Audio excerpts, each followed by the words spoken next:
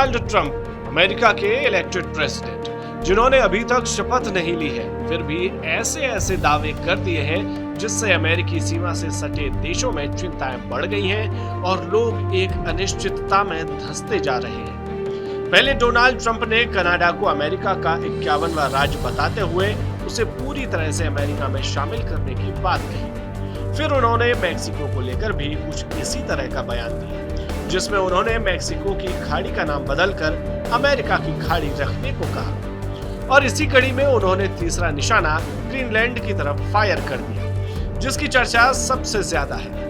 Greenland को लेकर Donald Trump ने अपने बयान में कहा कि अमेरिका को अपनी राष्ट्रीय सुरक्षा के लिहाज से ग्रीनलैंड की जरूरत है।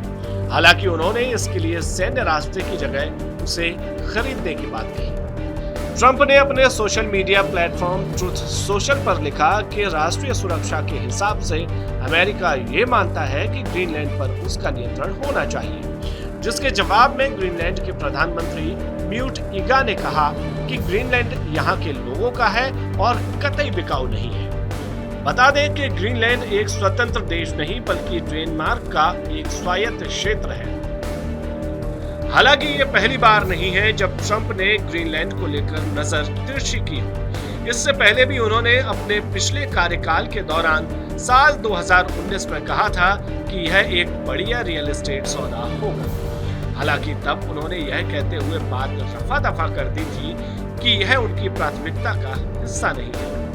उन दिनों व्हाइट हाउस के सलाहकार रहे लैरी कुडलो ने अपने एक इंटरव्यू में कहा था कि ग्रीनलैंड रणनीतिक रूप से खास जगह है, जिसमें खनिज भी बहुत सारे छुपे हुए हैं, जिस पर ट्रंप प्रशासन की नजर है। इतिहास की बात करें तो दूसरे विश्व युद्ध के दौरान ग्रीनलैंड का इस्तेमाल नाजियों की फौज को रोकने के लिए किया गया था।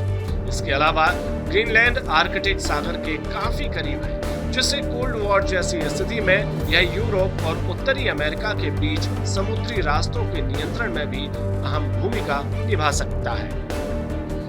खनिजों के नजरिए से समझें तो इसमें 38 तरह के महंगे और बेशकीमती खनिज हो सकते हैं, जिसमें सोना, जस्ता, copper, graphite, niobium, titanium, rhodium, लौह अयस्क और हीरे होने की पूरी संभावना है।